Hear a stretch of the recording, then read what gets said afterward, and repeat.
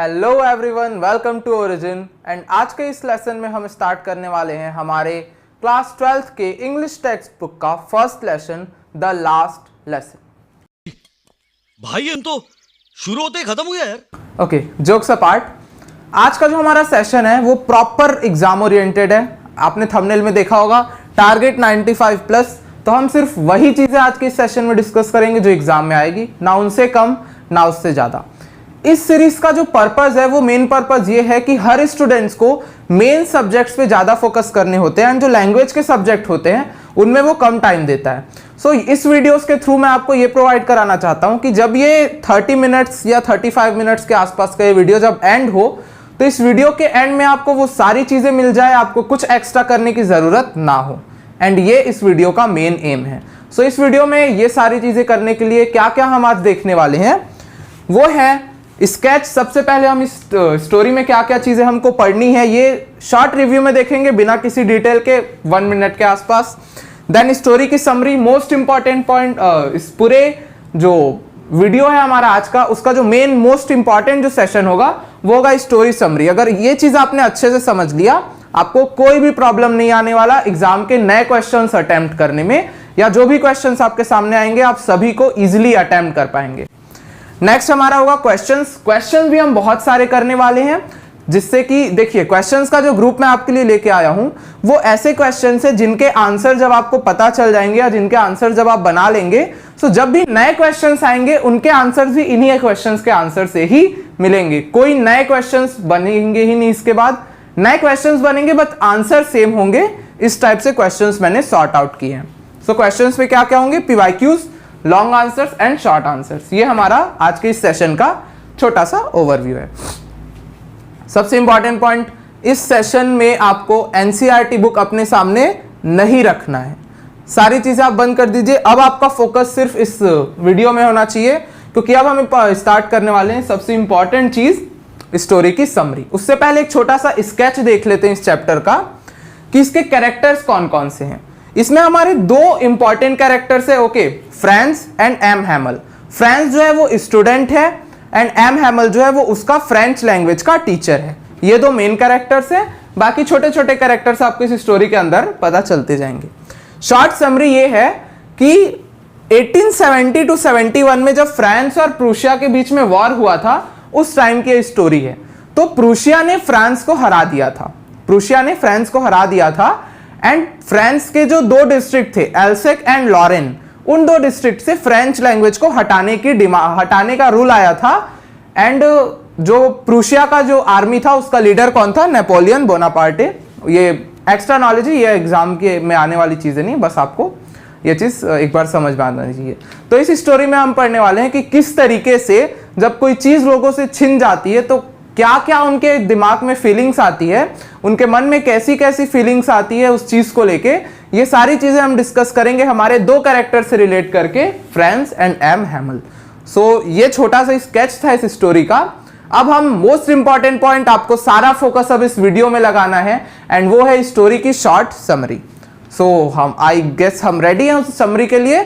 अब आपका ध्यान पूरा इस वीडियो में होना चाहिए क्योंकि ये जो है वो मोस्ट इंपॉर्टेंट इस वीडियो का पार्ट है।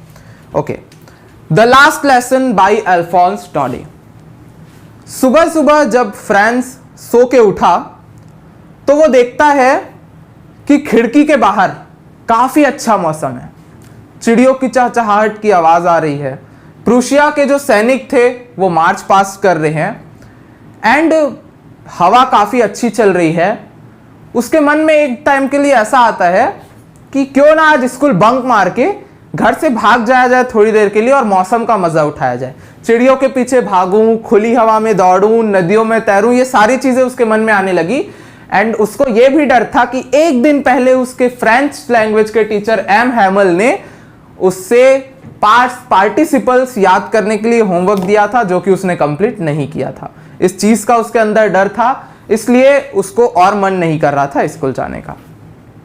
होता यह है कि वो काफी हिम्मत करके ये सारे टेम्पटेशंस को दूर करके स्कूल जाने के लिए रेडी होता है। उस दिन फ्रांस अपने घर से स्कूल जाने के लिए थोड़ा देर से निकला क्योंकि उठने में भी उसको काफी लेट हो चुका था, उसका माइंड कहीं और जा रहा था। बट हिम्मत करके वो स्कूल के लिए निकला, घर से लेट निकला टाउन हॉल में। टाउन हॉल वो जगह है जहां पिछले 2 साल से सारी बुरी खबरें वहीं मिली जा रही है। जब वो टाउन हॉल पहुंचता है तो वो देखता है कि टाउन हॉल में बहुत भीड़ है। वो उसको ध्यान नहीं देता क्योंकि उसका ध्यान अभी स्कूल में है कि मुझे स्कूल पहुंचना है टाइम पे, और एम हैमल तो मुझे आज बहुत डांटने वाले हैं, हो सके तो स्केल से मारेंगे भी, क्योंकि बहुत स्ट्रिक्ट और बहुत खड़ूस टीचर के नाम से वो एम हैमल को जानता है। वो बिल्कुल भी पसंद नहीं करता एम हैमल से पढ़ना और उनसे काफी डरता भी है वो। सो टाउन हॉल को वो इग्नोर करते हुए तेजी से दौड़ते हुए, हाफते हुए, पूरा उसकी सांस भरी हुई है, वो तेजी से जा रहा है। तो टाउन हॉल के पास एक ब्लैक स्मिथ था, वो उसको बोलता है कि अरे इतनी तेजी से मत जाओ, अभी बहुत टाइम है तुम्हारे स्कूल पहुंचने में। उसको लगता है कि आदमी मेरा मजाक उड़ा रहा है, वो उस पर ध्यान नहीं देता और वैसे ही तेजी से भागते हुए वो चला जाता है। अब होता क्या है, जब वो स्कूल पहुंचता है तो वो ध्यान देता है कि स्कूल नॉर्मल डे जैसा नहीं है।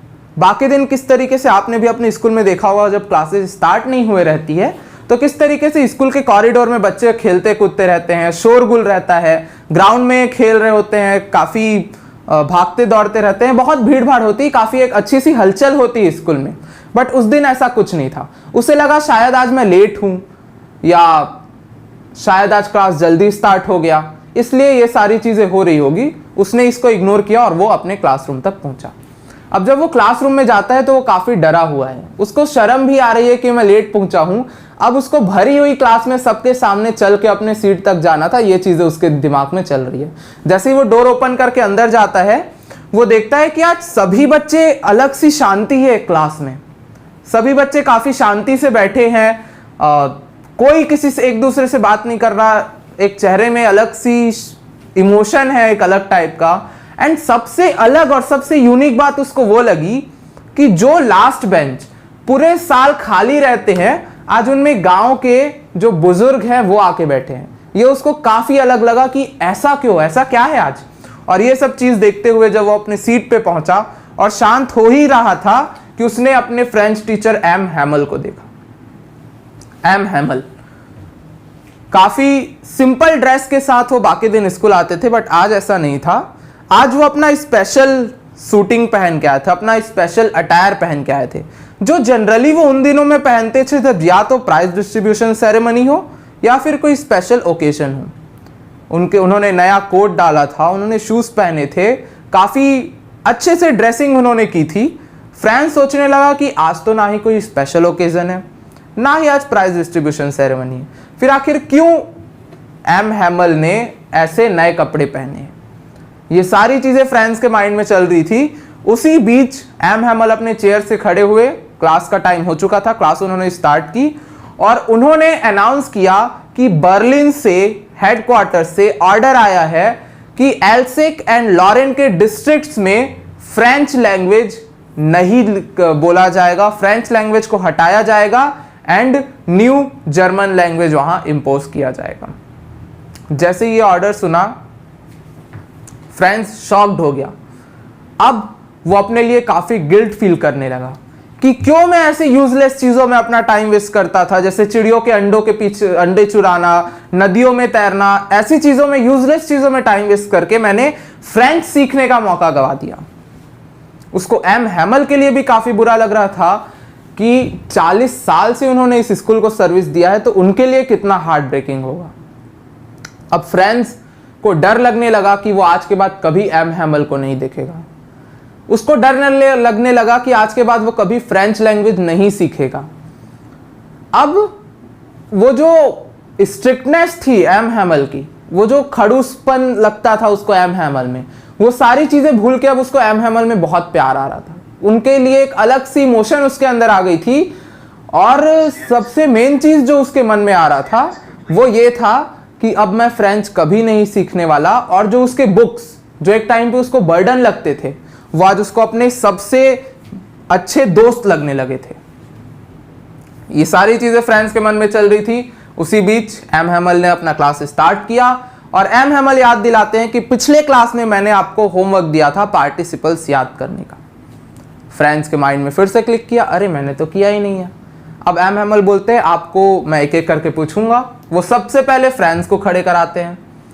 फ्रेंच अपने टेबल पे खड़ा होता है अपने जगह पे, नोटबुक उठाता है एंड एक लाइन उसके मुंह से नहीं निकलती क्योंकि उसने तो पार्टिसिपल्स पढ़ा ही नहीं था। अब वो काफी ऑकवर्ड हो जाता है और शांति से वैसे ही काफी देर तक खड़े रहता है और फिर बैठ जाता है। एम हैमल बोलते हैं कि इसमें फ्रेंड्स की कोई गलती नहीं है और वो सारा ब्लेम खुद पे और पेरेंट्स पे डालते हैं। एम हैमल कहते हैं कि इसकी जो मेन गलती है वो मेरी है, क्योंकि मैंने जब मुझे फिशिंग करने का मन करता था मैं इनको छुट्टी दे देता था, मैं इनसे अपने पर्सनल काम कराता था पढ़ाना छोड़ के। एम हैमल बोलते हैं कि गलती पेरेंट्स की है। पेरेंट्स की क्यों गलती है? पेरेंट्स इन्हें काम पे भेज देते थे पढ़ाई पे ध्यान देने बोलने की जगह। पेरेंट्स इन्हें खेतों में भेज देते थे पढ़ाई करवाने की जगह। ये सारी चीजें उन्होंने बताई और ये सारा ब्लेम उन्होंने पेरेंट्स और अपने ऊपर लिया। उसके बाद एम हैमल ने अपना लास्ट लेसन पढ़ाना स्टार्ट किया और काफी अच्छे से वे पढ़ा रहे थे। और अब जो फ्रेंड्स है उसको पता चलता है कि नहीं, जो बाकी दिन का क्लास था उससे आज का क्लास काफी डिफरेंट था। फ्रेंड्स सोचता है कि आज पहली बार ऐसा लगा कि एम हैमल ने अपने लाइफ का बेस्ट लेसन दिया। जो उसके फ्रेंच के टीचर के मुंह से एक एक जो वर्ड्स निकल रहे थे उसको काफी क्लियर सुनाई दे रहे थे और एक एक कॉन्सेप्ट उसको अच्छे से ध्यान में आ रहे थे और सारी चीजें उसको याद हो रही थी। वैसा सोच रहा था कि लाइफ में इससे ज्यादा अच्छा लेक्चर मैंने कभी नहीं सुना। लेक्चर एंड हुआ, एम हैमल खड़े हुए। वो उस दिन सभी के लिए नोटबुक लेके आए थे और उन्होंने सबको नोटबुक दिया और सबको सभी से कहा कि इस पे आप फ्रेंच में कुछ कुछ लिखिए। अब सब कुछ कुछ ट्राई करने लगे। जो छोटे छोटे बच्चे थे क्लास में वो कुछ भी घिसने लगे ये समझ के कि हम फ्रेंच लिख रहे हैं। और वो नोटबुक का ये सारी चीज़ें ख़त्म हुई। उसके बाद एम हैमल उठे, उन्होंने बहुत अच्छी स्पीच दी फ्रेंच लैंग्वेज के लिए। उन्होंने कहा कि फ्रेंच जो है वो most beautiful language in the world है। उन्होंने कहा कि जब हम अपने नेटिव लैंग्वेज से स्टिक रहते हैं, जब हम अपने लोकल लैंग्वेज के प्रति हमारा प्यार रहता है, हम अपने लोकल लैंग्वेज को कभी छोड़ते नहीं, तो वो हमारे प्रिजन के की का काम करता है, हमारे जेल की चाबी का काम करता है। हमें सबसे ज़्यादा स्ट्रेंथ, हमारी यूनिटी का मेन रीज़न है हमारा नेटिव लैंग्वेज। जैसे आपने ध्यान दिया होगा कि the key to our prison एक सेंटेंस, एक फ्रेज इस स्टोरी में यूज हुआ है, वो बहुत इंपॉर्टेंट फ्रेज है। इस चीज पे आपको काफी अच्छे से ध्यान रखना है कि प्रिजन टू द स्टोरी हमें ध्यान में रखना है। क्लियर? अब यहां पे होता ये है कि आपने ध्यान दिया होगा जब जैसे इंडिया का मैच हो रहा है ऑस्ट्रेलिया के साथ, इंडिया का मैच हो रहा है इंग्लैंड के साथ, तो यहाँ पे हम क्या करते हैं, हमने देखा है कि उन्हें तो हिंदी आती नहीं, तो कई बार धोनी का हमने सुना है कि विकेट के पीछे से वो हिंदी में बात करते हैं जिससे इन्हें समझना है।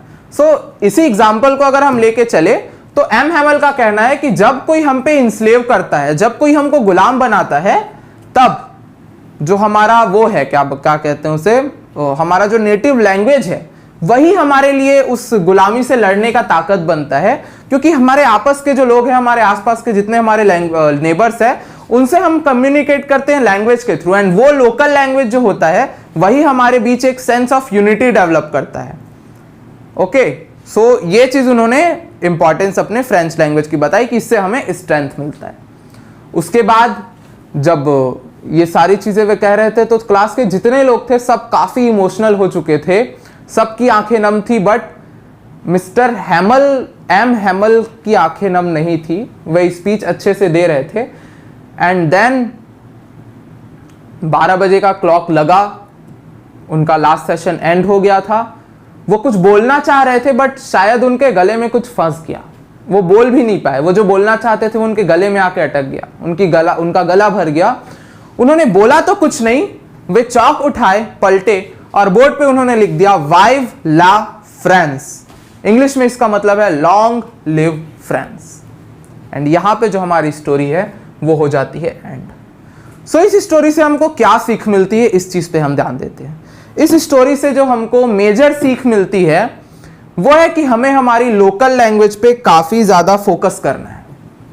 हमारे लोकल लैंग्वेज का हमको इंपॉर्टेंस समझना है, क्योंकि जो लोकल लैंग्वेजेस होती है वही हमारे लिए स्ट्रेंथ का काम करेंगी, वो हमारे प्रिजन का की बनेंगी, वही हमें यूनिटी प्रोवाइड करेगी। ये सबसे बड़ा जो लेसन हमको इस स्टोरी से मिलता है वो है। एंड सेकेंड लेसन जो मिलता है अकॉर्डिंग टू मी, ऐसा मुझे लगता है कि ये पॉइंट ऑफ व्यू भी हम स्टोरी का रख सकते हैं कि हमें वो सारी चीज़ों का इंपॉर्टेंस बाद में पता चलता है जब वो हमारे पास नहीं रहते। जब वो चीज़ हमारे पास रहती है, अक्सर हमारे साथ ऐसा होता है कि कोई चीज़ जब हमारे पास रहती है तो हमको इसका इंपॉर्टेंस नहीं समझ आता, हम उसका वैल्यू नहीं करते। बट वो चीज़ जब हमको दूर जाती हुई दिखाई देती है या वो चीज़ जब हमसे दूर हो जाती है तब हमको इंपॉर्टेंस समझ में आता है। तो बेहतर ये होगा कि जो चीज़ हमारे पास है हम उसकी वैल्यू को समझें, जिससे बाद में हमें कोई पछतावा ना हो। सो ये दो चीज़ें जो है वो इस स्टोरी से हमको सीखने को मिलती है। अब हम स्टार्ट करने वाले हैं क्वेश्चन का सेशंस।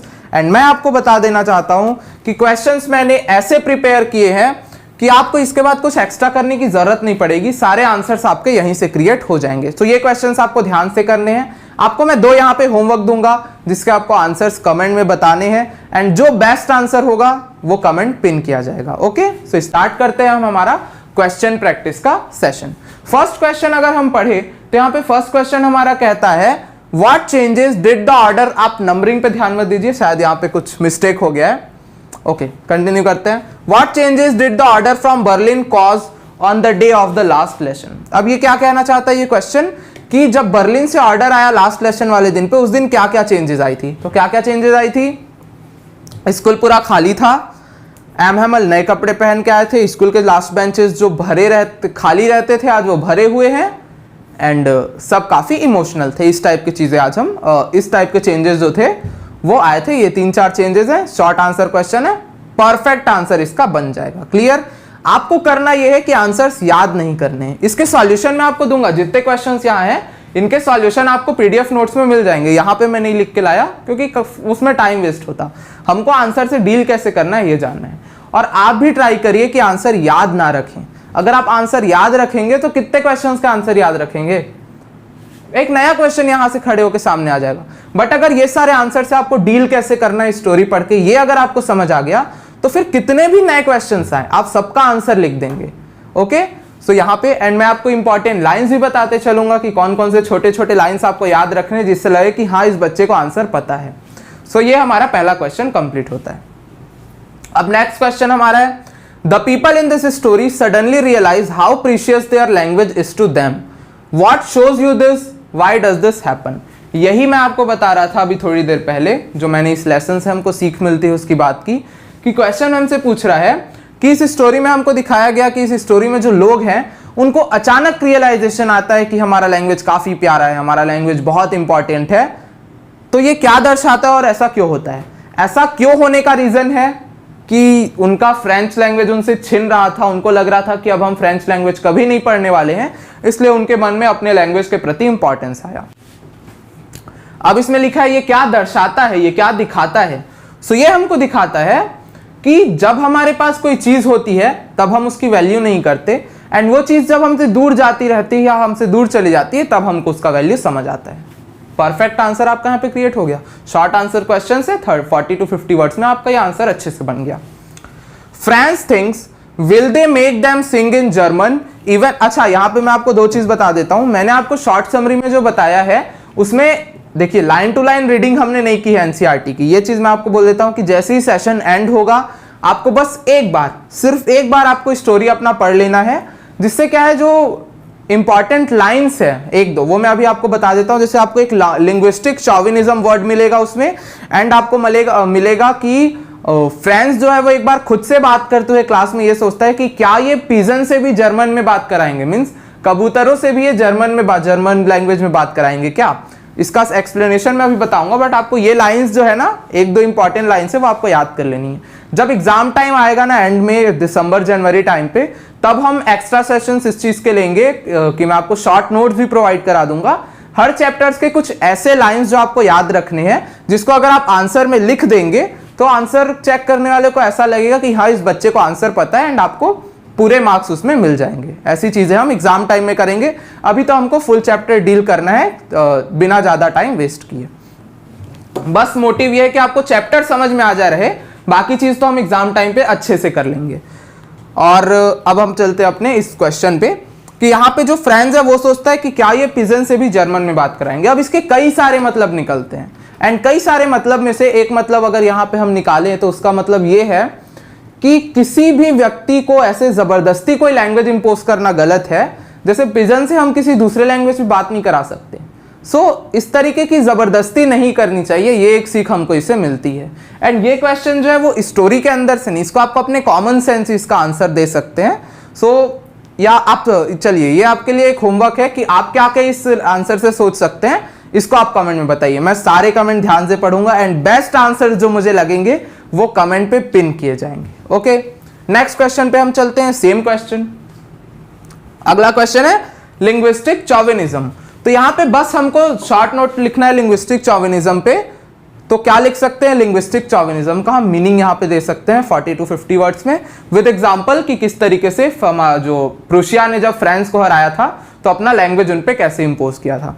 तो लिंग्विस्टिक मतलब होता है लैंग्वेज से रिलेटेड, लैंग्वेज, एंड चॉविनिज्म मतलब होता है ज्यादा ऐसा लगना कि इससे इंपॉर्टेंट चीज कोई है नहीं एंड सारा काम जो पूरा वर्ल्ड है वो यही चीज करे, ये होती है लिंग्विस्टिक चॉविनिज्म। तो इसको हम अच्छे से एक्सप्लेन कर देंगे। बस हम अभी तो हम आंसर से डील करना सीख रहे हैं, इसके आंसर्स आपको पीडीएफ में मिल जाएंगे। इस तरीके से हम इसका आंसर फ्रेम कर सकते हैं कि लिंग्विस्टिक चॉविनिज्म का डेफिनेशन, फिर हम एग्जांपल डाल देंगे किस तरीके से प्रूशिया ने फ्रांस पे अपना लैंग्वेज इंपोज किया था। ओके, नेक्स्ट अगर हम यहां पे देखें, अगला क्वेश्चन हमारा, what was unusual about M Hamel's dress. ये भी हमने डिस्कस किया स्टोरी में कि एम हैमल ने वो ड्रेस पहना था जो वो जनरली स्पेशल ओकेजन्स या फिर प्राइज डिस्ट्रीब्यूशन सेरेमनी में पहनते थे। काफी डिफरेंट अटायर उन्होंने पहना था, अपने नॉर्मल ड्रेसिंग से अलग था। ये इसका आंसर हो जाएगा कि वो ऐसे उन्होंने वो वाले कपड़े पहने थे जो प्राइज डिस्ट्रीब्यूशन या किसी स्पेशल फंक्शंस पे पहनते थे। उन्होंने ग्रीन कलर की कोट डाली थी, उन्होंने हैट लगाया था, उनका पैंट थे, उनके शूज थे एंड डिफरेंट अटायर था और फॉर्मल ड्रेस थे, काफी अच्छे दिख रहे थे। इस स्टोरी में आपको एक छोटा सा पैराग्राफ दिया है एम हैमल के ड्रेसिंग के बारे में, उसको एक बार आप पढ़ लेंगे तो आपको इसका आंसर मिल जाएगा। ओके, छोटी सी वो पैराग्राफ है, सारा आंसर उसी में है। Why does M Hamel blame the parents. ये भी हमने डिस्कस कर लिया, एम हैमल ने पेरेंट्स को क्यों ब्लेम किया, क्योंकि पेरेंट्स उन्हें काम पे भेजते थे, वे उन्हें खेतों पे भेजते थे, उन्हें पढ़ने से की जगह सारे कामों पे लगा देते थे, इसलिए बच्चे क्या थे, नेग्लेक्ट थे, इसलिए उन्होंने इस तरीके से पेरेंट्स को ब्लेम किया। उन्होंने खुद को कैसे ब्लेम किया, उन्होंने खुद को ब्लेम किया कि जब भी उन्हें फिशिंग करने का मन करता था वो बच्चों को छुट्टी दे देते थे, वो बच्चों से अपना खुद का काम कराते थे पढ़ाने की जगह। ये सारी चीजें उन्होंने खुद पे ब्लेम लिया, इस तरीके से उन्होंने खुद को ब्लेम किया। विल दे मेक देम, फिर से क्वेश्चन रिपीट। ये चीज आपको ध्यान देना है कि क्वेश्चन नए होंगे, आंसर सेम होंगे, कई सारे क्वेश्चन बन जाएंगे। अगर मैं यहाँ पे 2-3 हेल्पिंग वर्ब्स चेंज करके वर्ड को आगे पीछे कर दूं तो वो एक नया क्वेश्चन है, या थोड़ा सा दूसरा मीनिंग का, सेम मीनिंग का दूसरा सेंटेंस ले आऊं तो वो अलग क्वेश्चन है, बट आंसर आपको वही लिखना है जो इस क्वेश्चन का आंसर है, इसलिए आंसर सेम होंगे, क्वेश्चंस अलग होंगे। ये जितने क्वेश्चंस मैंने यहाँ पे लाया हुआ है उसको आप एक बार डिस्कस कर लेंगे हम, उसके बाद आपको नए क्वेश्चंस जो है सारे इजी लगने लगेंगे। बस एक बार आपको बुक रीडिंग जरूर करनी, इससे क्या होगा, आपका रीडिंग डेवलप होगा कि किस तरीके से पढ़ना है, थोड़ी सी इंग्लिश वर्ड पावर इंप्रूव होगी एंड आपको आइडिया रहेगा कि आंसर में वर्ड्स किस तरीके से लिखने हैं। नेक्स्ट हम डिस्कस करते हैं अब पीवाईक्यूज। अब हमारा टाइम आ गया है पीवाईक्यूज डिस्कस करने का। अब हमको पता चलेगा कि कितने अच्छे से हमने इस लेसन को प्रिपेयर किया है। Okay, why were some elderly persons, sorry for this mistake,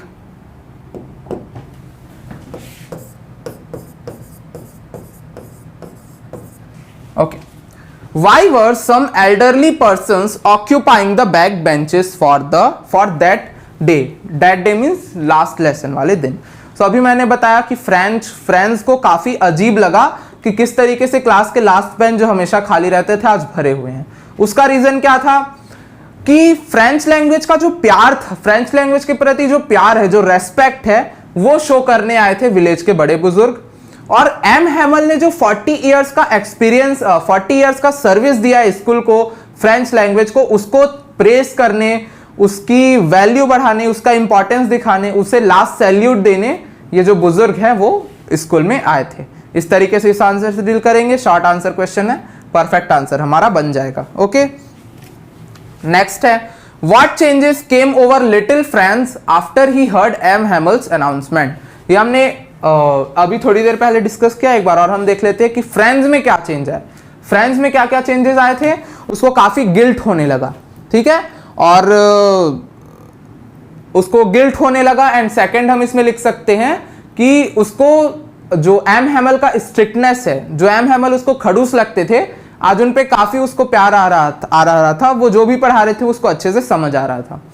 तीसरा चेंज उस पे क्या आया, जो उसके बुक्स थे, जो उसे दुश्मन लगते थे, जो उसे बर्डन लगते थे, आज उसके सबसे अच्छे दोस्त लगने लगे। 3 अच्छे पॉइंट्स हैं एम और फ्रेंड्स में, यही 3 चेंजेस आई थी जिसको हम यहाँ पे लिख सकते हैं।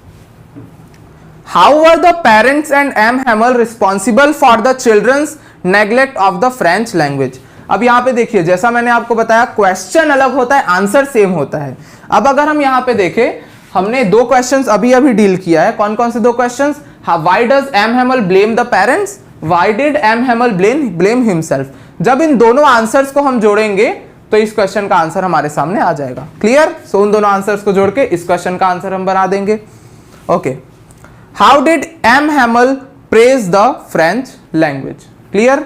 How did M Hamel praise the French language. अब ये वो वाला पॉइंट है जब एम हैमल ने फ्रेंच लैंग्वेज के बारे में स्पीच दी।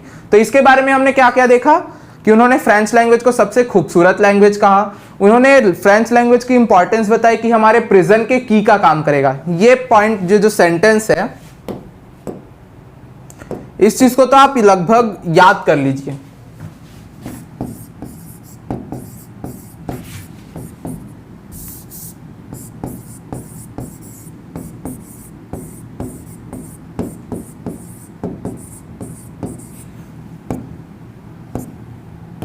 क्लियर? की टू आवर प्रिजन। अब ये मैंने आपको याद करने क्यों बोला कि इस चैप्टर से रिलेटेड जितने लैंग्वेज के क्वेश्चंस आएंगे, मींस ऐसे क्वेश्चन जिसमें पूछा जाएगा लैंग्वेज की इंपॉर्टेंस बताओ, फ्रेंच लैंग्वेज की इंपॉर्टेंस बताओ, लिंग्विस्टिक चॉविनिज्म बताओ, ये सारे जो क्वेश्चंस आएंगे उसमें आपको अगर ये लाइन आपने ऐड कर दिया तो आपको फुल मार्क्स मिलेंगे। सिर्फ ये एक लाइन। क्यों? क्योंकि यही लाइन इस पूरे स्टोरी में मेन लाइन है। सो इस लाइन को आप ऐड कर दीजिए, आंसर चेक करने वाले को लगेगा कि हाँ इस बच्चे को आंसर आता है और वो आपको फुल मार्क्स दे देगा। सो ये लाइन आपको नोट करके रखना है। ऐसे में कई सारे आपको लाइंस हर चैप्टर से बताऊंगा एंड एग्जाम जब एंड होगा, एग्जाम सेशन जब हमारा आएगा दिसंबर जनवरी टाइम पे, तब हम एमसीक्यूज के सेशन लेंगे, एक्सट्रैक्ट बेस्ड क्वेश्चंस के सेशन लेंगे, अनसीन पैसेजेस की प्रैक्टिस करेंगे, एमसीक्यूज की स्पेशल क्लासेस होंगे इंग्लिश इस चैप्टर से रिलेटेड, एंड शॉर्ट नोट्स आपको प्रोवाइड कराया जाएगा ऐसे लाइंस का, ऐसे छोटे छोटे फ्रेजेस का, जिससे को आप अगर आंसर में आपने यूज किया तो आपको पूरे मार्क्स मिलेंगे कि हाँ बच्चे को आंसर आता है। बस आपको ये फ्रेजेस जो है वो याद कर लेने हैं एंड आपको वहां पे आंसर में इसको चिपका देना है, बहुत अच्छे मार्क्स मिलेंगे। Okay, next question.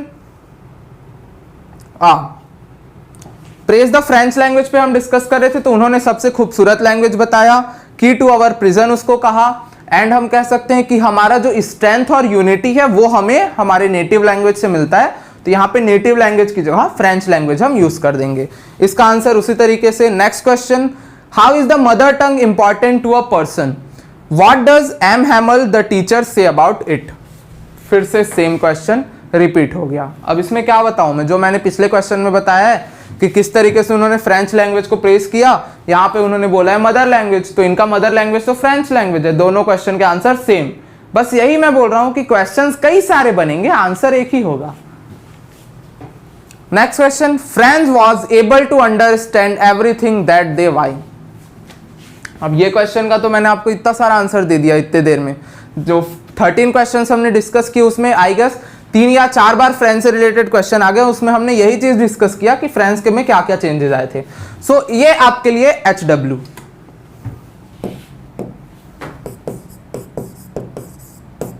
क्लियर? इसका आंसर आपको कमेंट में लिखना है, डिटेल आंसर मत लिखिएगा, फिर उसमें ज्यादा आपका टाइम जाएगा। बस आपको 3-4 पॉइंट्स लिख देने हैं कि किस तरीके से फ्रेंच में जो है वो क्यों उसको समझ आने लगा था, एंड जो बेस्ट आंसर होगा उस कमेंट को मैं सारे कमेंट में ध्यान से पढ़ूंगा।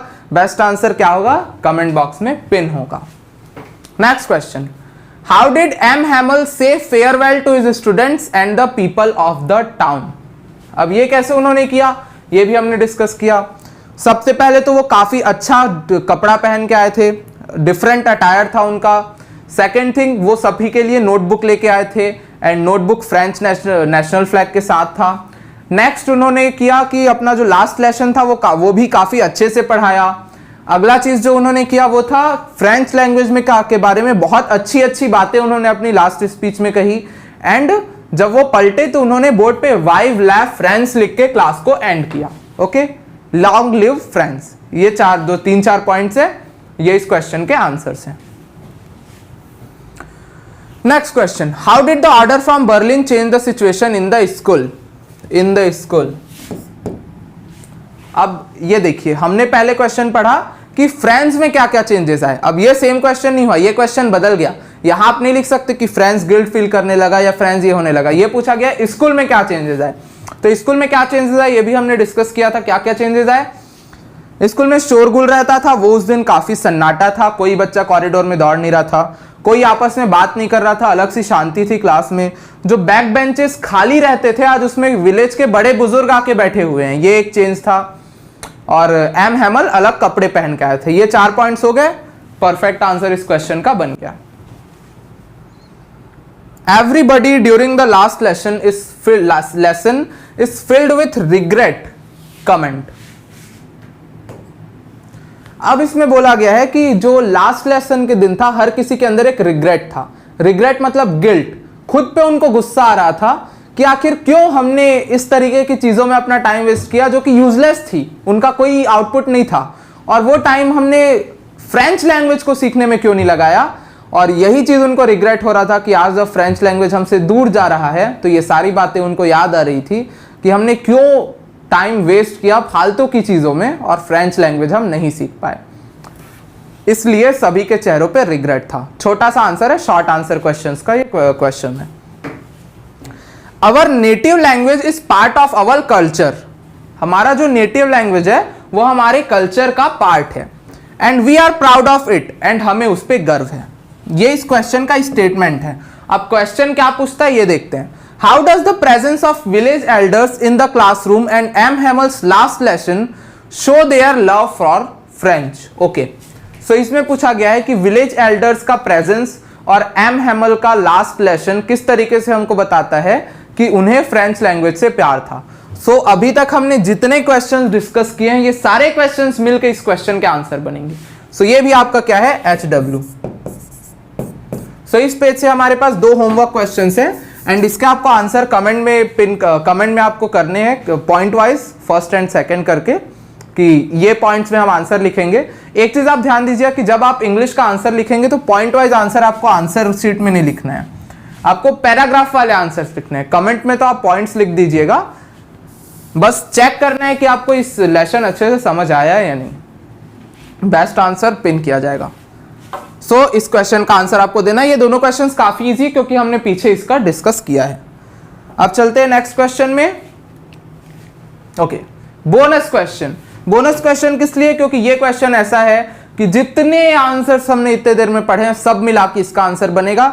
100 to 120 वर्ड्स का लॉन्ग आंसर क्वेश्चन है और जो पिछला क्वेश्चन था वो भी लॉन्ग आंसर का था। ओके, अब इसका आंसर हम देखते हैं कि ये क्वेश्चन क्या कहना चाहता है।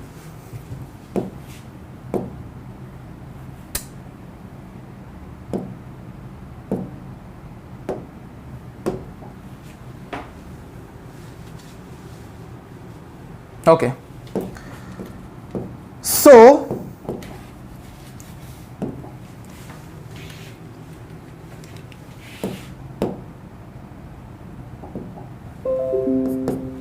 when people are enslaved, as long as they hold fast to their language, it is as if they had the key to their prison। इतने देर से जो मैं आपको सेंटेंस के बारे में बात कर रहा था, इंपॉर्टेंस बता रहा था, वो फाइनली हमारे सामने आ गया, the key to their prison. ये चीज आपको ध्यान में रखनी है।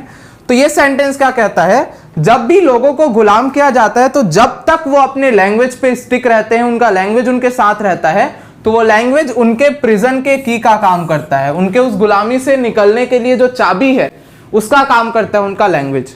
ये तो स्टेटमेंट था। क्वेश्चन क्या कहता है, can you think of examples in history where conquered people had their language taken away from them or had a language imposed on them। so question हमसे क्या पूछ रहा है, क्या आप किसी ऐसे सिचुएशन को हिस्ट्री का याद कर सकते हैं, सोच सकते हैं, जिसमें लोगों से उनका नेटिव लैंग्वेज छिन गया हो और उनपे नया एलियन स्ट्रेंजर लैंग्वेज उनपे इंपोज कर दिया गया हो, नया लैंग्वेज उनके ऊपर थोप दिया गया हो, उनपे डाल दिया गया हो जबरदस्ती। सो हम इस पे कैसे डील कर सकते हैं, इस पे हम लिख सकते हैं हिस्ट्री का कोई एग्जाम्पल। फॉर एग्जाम्पल जब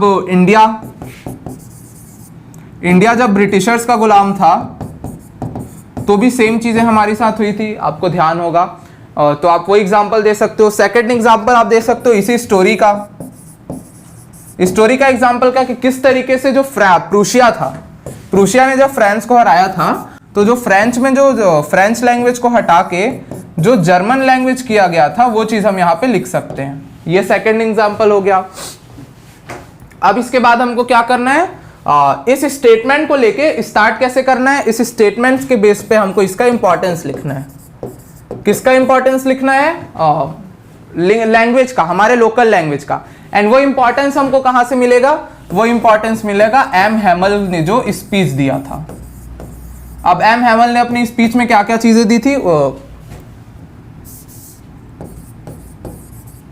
एम हैमल ने अपनी स्पीच में बोला था कि काफी खूबसूरत लैंग्वेज है, स्ट्रेंथ प्रोवाइड कराता है एंड प्रेजेंट टू आवर की है। क्लियर, ये सारी चीजों को जोड़ के 100 to 120 वर्ड्स का एक प्रॉपर सा आंसर कुक होगा हमारा एंड उस पे हमको फुल मार्क्स मिलेंगे। इस तरीके से आपको डील करना है। क्लियर, बहुत ही सिंपल है। एंड अब जितने क्वेश्चंस हमने यहां पे डील किए हैं इससे बाहर के आंसर्स आपको नहीं मिलेंगे। क्वेश्चन आएंगे बट उनके आंसर्स भी इसी के अंदर से होंगे। क्लियर, ये मैं आपको गारंटी दे सकता हूं कि कोई भी नया क्वेश्चन आप लेके आइए, आंसर में इन्हीं क्वेश्चंस में से किसी एक क्वेश्चन का आंसर उस पर दिया जाएगा। एंड ये मैं आपको गारंटी देता हूं कि ऐसा ही होगा। सो ये सेशन काफी अच्छा, कुछ और दैट्स इट। काफी अच्छा सेशन था, बहुत ही अच्छा सेशन था। एंड अब आपको कुछ एक्स्ट्रा करने की जरूरत नहीं, जितने भी एक्स्ट्रा चीजें आपको वो भी हम ही कराएंगे। आप अपने मेन सब्जेक्ट में फोकस कीजिए। जो इंग्लिश का 95 प्लस टारगेट है वो हम आपको कंप्लीट कराएंगे। एंड एमसीक्यू जितने भी चीजें हैं एग्जाम टाइम पे आपकी काफी अच्छी बहुत अलग स्पेशल सेशंस होगी। अभी आपको फोकस करना है कि इंग्लिश का एक बार सारे जो चैप्टर्स है वो आपको समझ में आ जा रहे हैं कि इस चैप्टर में हमको क्या पढ़ना है। तो बस आपको सेशन देखना है। एक रिक्वेस्ट है कि एक बार अपना बुक आप पढ़ लीजिएगा, जो स्टोरी है वो, इससे आपको इंपॉर्टेंट लाइंस आपको पता चल जाएंगे। एंड इनके आंसर्स मैंने आपको बताया पीडीएफ में अवेलेबल है। So that was it for today session. मिलते हैं हम अपने अगले सेशन में। वो बहुत इंपॉर्टेंट सेशन होगा, द लास्ट स्प्रिंग, क्योंकि वो चैप्टर ऐसा है कि आज तक मैंने नहीं देखा उससे क्वेश्चन ना आया हो। उसमें मैं पीवाईक्यू के लिए अलग से क्वेश्चन लाऊंगा, उसके सारे क्वेश्चन ही पीवाईक्यू है, इतना इंपॉर्टेंट चैप्टर है। क्लियर, सो मिलते हैं नेक्स्ट सेशन में। आई होप ये सेशन आपको पसंद आया होगा। होमवर्क के आंसर जरूर दीजिएगा, मैं सारे आंसर देखूंगा। मिलते हैं नेक्स्ट सेशन में। Till then good bye, thank you, take care, जय हिंद।